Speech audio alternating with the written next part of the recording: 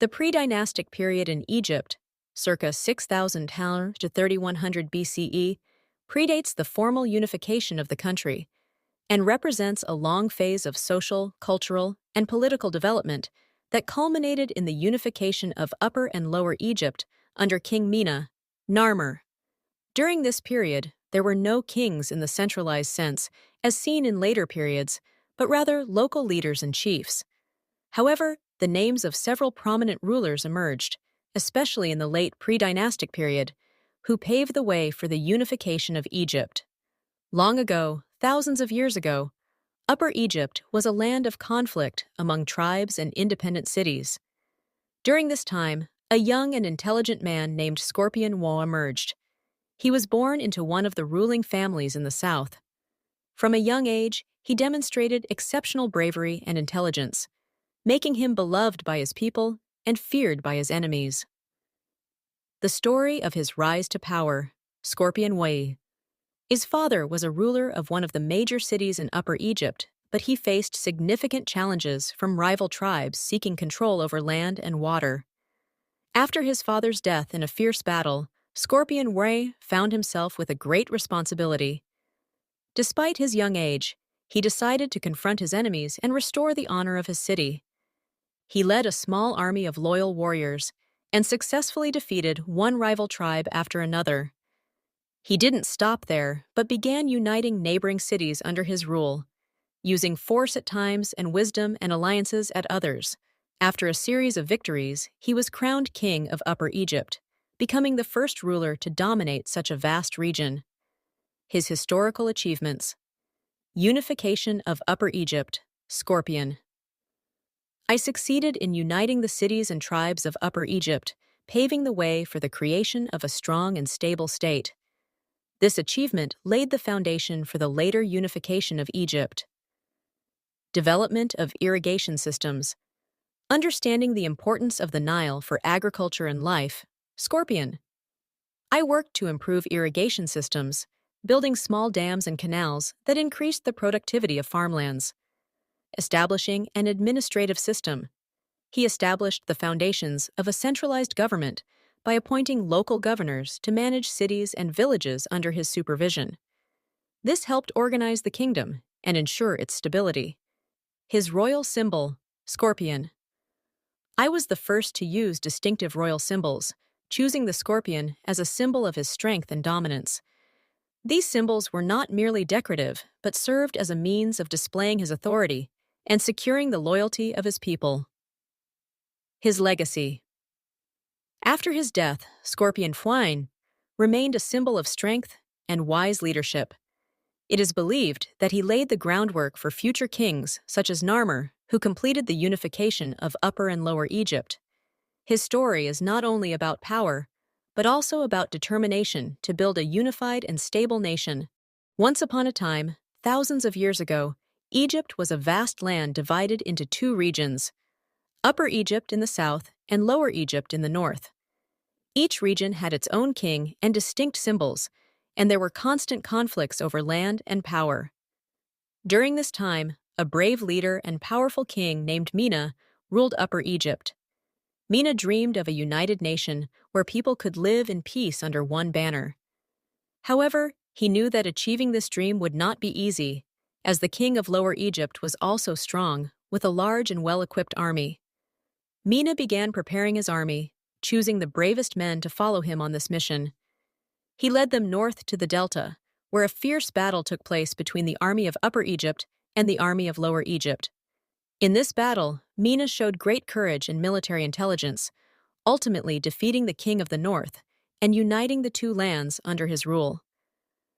After his victory, Mena didn't rely on military power alone. He wanted the people to feel united as one nation. To symbolize this unity, he wore a new crown called the double crown, combining the white crown of Upper Egypt and the red crown of Lower Egypt. Mena then decided to build a new city between the north and the south to serve as the capital of his united kingdom.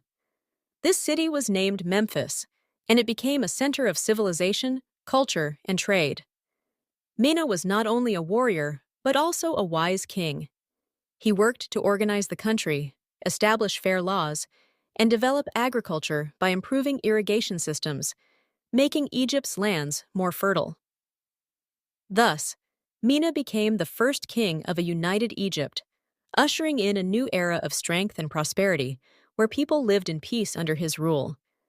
His name was immortalized as the unifier of the two lands, and his story remains a symbol of unity and strong will. King Scorpion II is one of the most prominent rulers of the Predynastic period in ancient Egypt, ruling Upper Egypt during a pivotal time in its history, around 3200 BCE. Scorpion II is a historical figure surrounded by mystery and legends, and played a key role in strengthening the influence of Upper Egypt, paving the way for the unification of Egypt under a single ruler. The story of his rise to power, King Scorpion II was born into a royal family that ruled one of the major cities of Upper Egypt. At that time, tribes and cities were constantly competing for control over agricultural lands and water resources. After his father's death, Scorpion II found himself as the heir to the throne, but faced significant challenges from rival tribal leaders who refused to submit to his rule. Scorpion II decided to face these challenges with strength and intelligence. He used his exceptional military skills and led a series of battles against his enemies. Not only did he defeat them, but he also gained the loyalty of many other tribes, making him a powerful and united king of all Upper Egypt. His historical achievements, strengthening the control of Upper Egypt. Scorpion II worked to expand the borders of Upper Egypt, extending his influence over more territories, making his kingdom more stable and powerful. Famous royal inscriptions.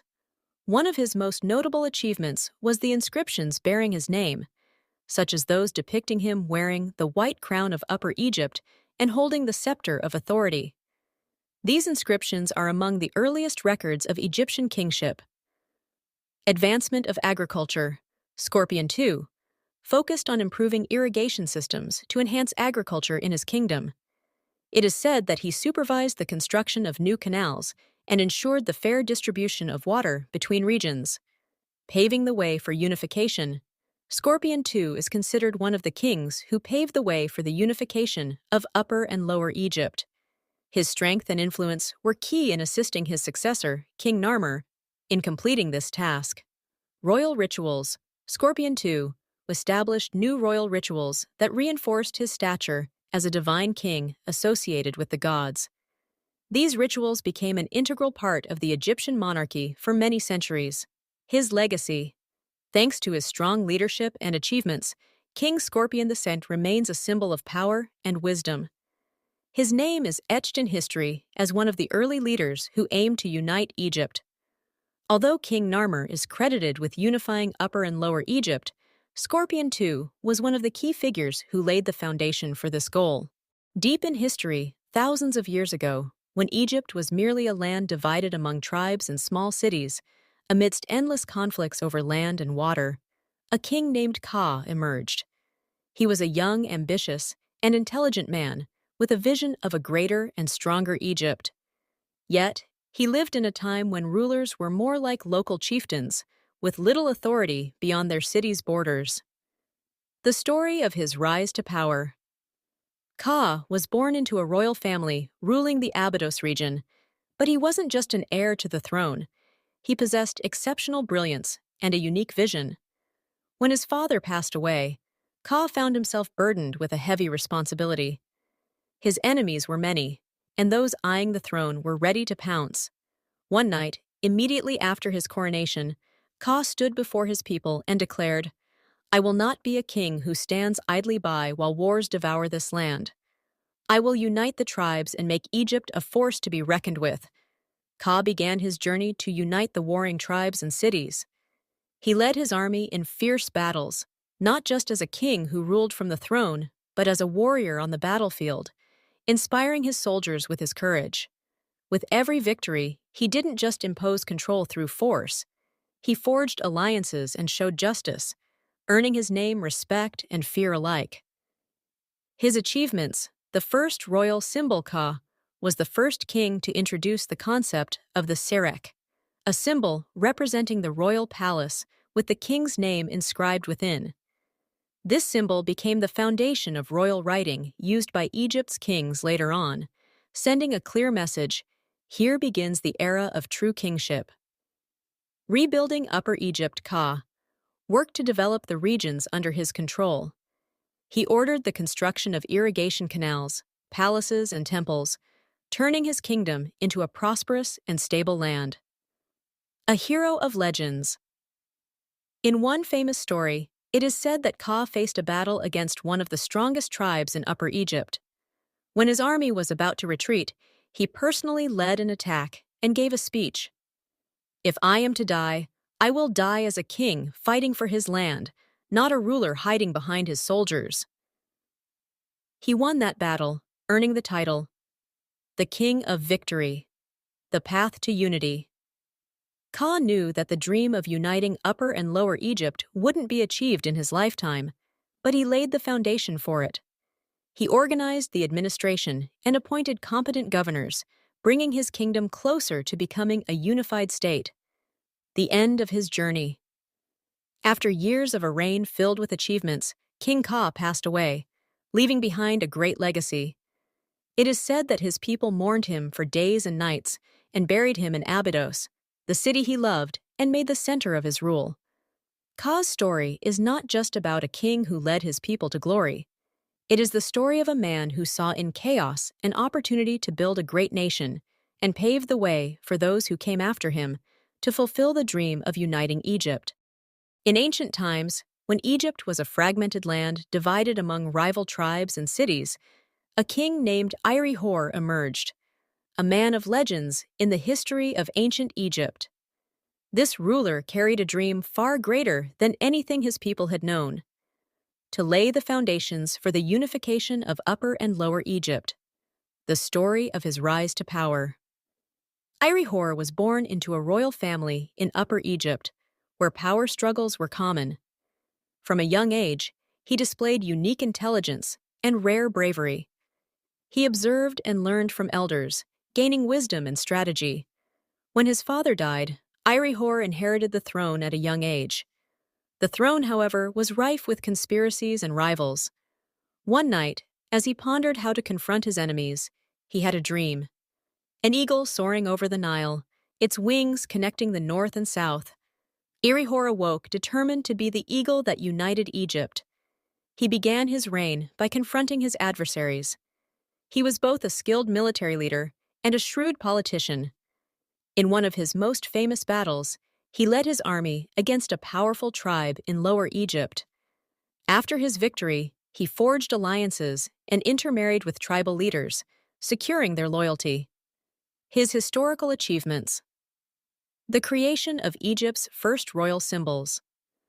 Iri-Hor was among the first kings to use the Serek symbol to inscribe his name, symbolizing an organized monarchy, developing administrative systems. He established an administrative system by appointing governors to oversee regions, strengthening his control. Advancing agriculture and irrigation. Understanding the Nile's importance, he developed irrigation systems and built canals to enhance agriculture and increase food production, paving the way for Egypt's unification. Iri-Hor laid the groundwork for unification. Although he did not complete it, his efforts were the cornerstone for a unified state, the legend of his legacy. At the end of his life, Iri-Hor stood on the Nile's banks and said, "I may not see this river unite the north and south with my eyes, but my efforts will not be in vain." After his death, he was buried in Abydos, remembered as one of the earliest kings who paved the way for Egypt's greatness. King Semerkhet, one of the rulers of the Predynastic Period, remains etched in the history of ancient Egypt as a symbol of strength and ambitious beginnings. Although the details of his life remain somewhat mysterious, his story sparks the imagination and reveals a time filled with challenges and major transformations in Egypt's history. The story of his rise to power. King Semerkhet was born in Upper Egypt during a time when the country was divided into small city-states and tribes. From a young age, he displayed exceptional courage and intelligence. After the death of his father, a prominent local leader, Semerkhet ascended to the throne. However, He wasn't just a successor. He was a visionary leader who sought to unite the tribes and make his kingdom the strongest in the region. Samarkand faced many challenges from his rivals, but with his military and diplomatic skills, he led his people to victory in numerous battles.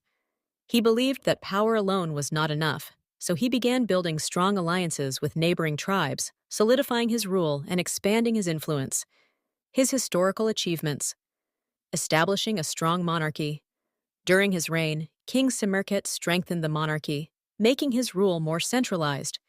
He imposed his authority not just through force, but also through justice, earning widespread respect from his people. Advancing agriculture. Recognizing the importance of agriculture for his kingdom's prosperity, Samarkand developed irrigation systems and constructed new canals. This led to increased food production and an improved standard of living for his people. Establishing royal symbols. King Samarkand was one of the earliest rulers to use royal symbols to signify his authority. This helped solidify the idea of an organized monarchy, a tradition that continued in later periods. Promoting political stability. By uniting tribes and forging alliances, King Samarkand achieved unprecedented political stability in his region. This stability paved the way for future generations to achieve the full unification of Upper and Lower Egypt. Building temples and royal tombs, Samarkand focused on leaving a lasting legacy by commissioning the construction of temples and royal tombs in his region. These structures reflected his power and his focus on the afterlife, a cultural cornerstone of ancient Egypt, his legend and legacy. It is said that toward the end of his life, King Samarkand stood before his people and declared, "I may not be the king who unites all of Egypt, but I have planted the first seed and laid the foundation for those who will come after me to fulfill this great dream." After his death, he was buried in a grand royal tomb in Abydos, and his name became a symbol of strength and long-term vision. The story of King Samarkand is not just about an ancient ruler, but also about determination and the will to build a strong and stable state in a time of chaos.